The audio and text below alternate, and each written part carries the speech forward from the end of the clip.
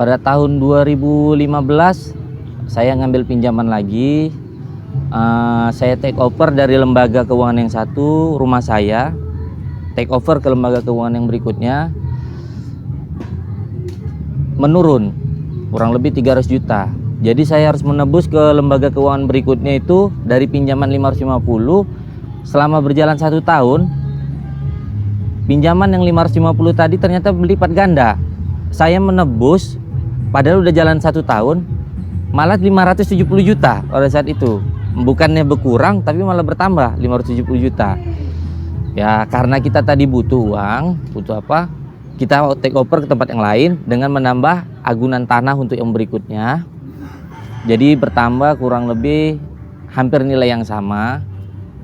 Hanya saja saya memindahkannya untuk kenyamanan aja, untuk memulai supaya stabil keuangan tadi gitu.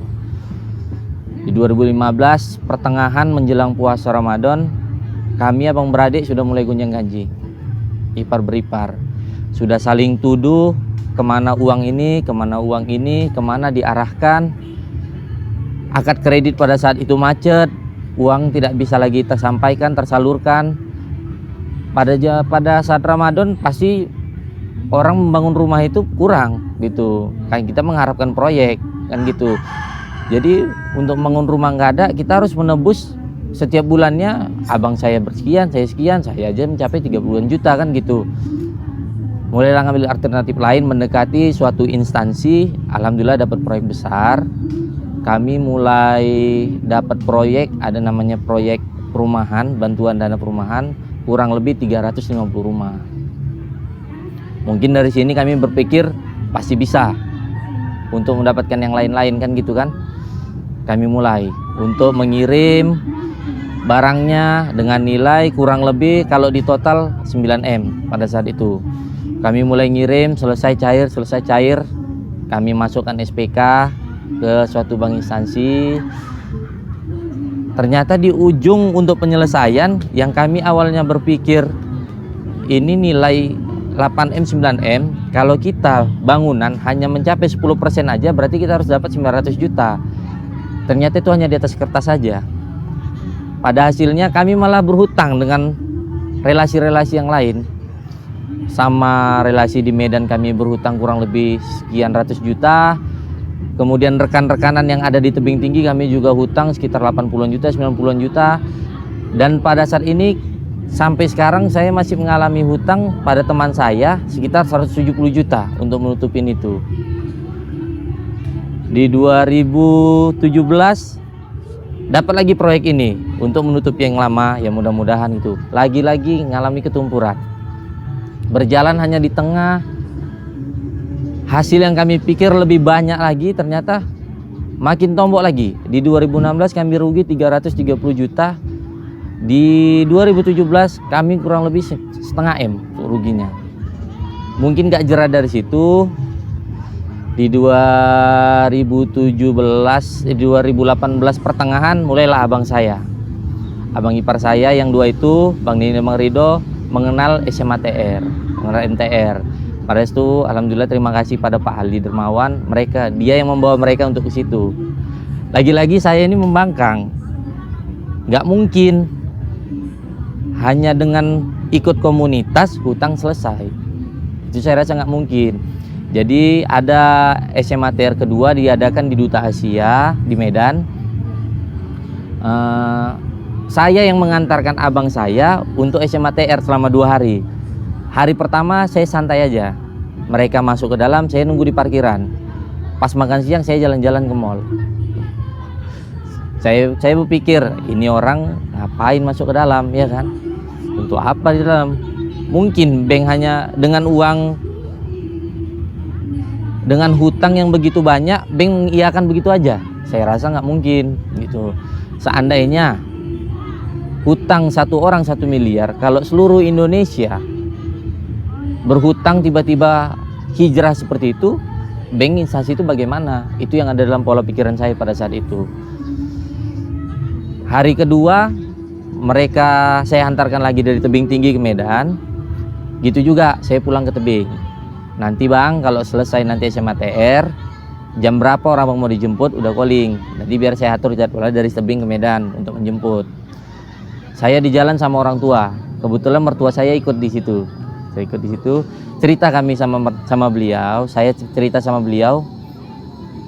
Dibilang beliau, kenapa Heru kok nggak ikut di situ? Saya bilang sama mertua, nggak mungkin ya. Dengan hutang yang begitu banyak, begitu gampang selesai. Emang di MTR ini dikasih duit untuk menyelesaikan hutang. Saya berpikiran seperti itu pada saat itu kan. Jadi saya jemput mereka di Duta Asia berikutnya. Malah pulang berikutnya mereka di mobil nangis. Ini acara bagus kata mereka. Ini acara bagus.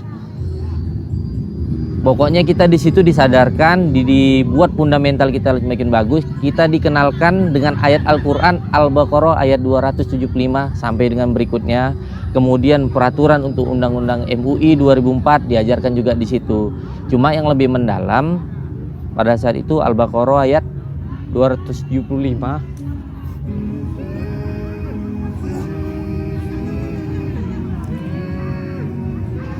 Di situ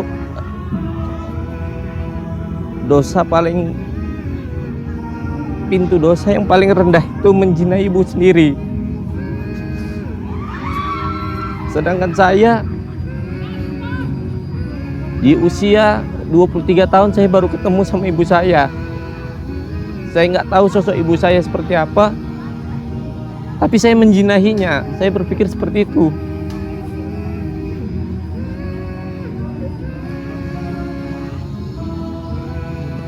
Awal saya mengenal MTR ini diajak sama abang saya di PBTR di Bogor di bulan September.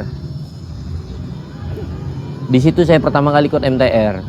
Ternyata itu 4 hari. Di hari pertama, hari kedua, hari ketiga. Di hari ketiga ada belajar untuk fundamental kembali. Waktu belajar fundamental situ yang saya ingat tuh anak saya, istri saya memberi mereka dengan uang riba, membesarkan dengan uang riba, bahkan untuk kelahirannya aja saya bayar dengan uang riba. Saya ingat dosanya itu seperti menzinai ibu sendiri, itu adalah hal yang paling rendah.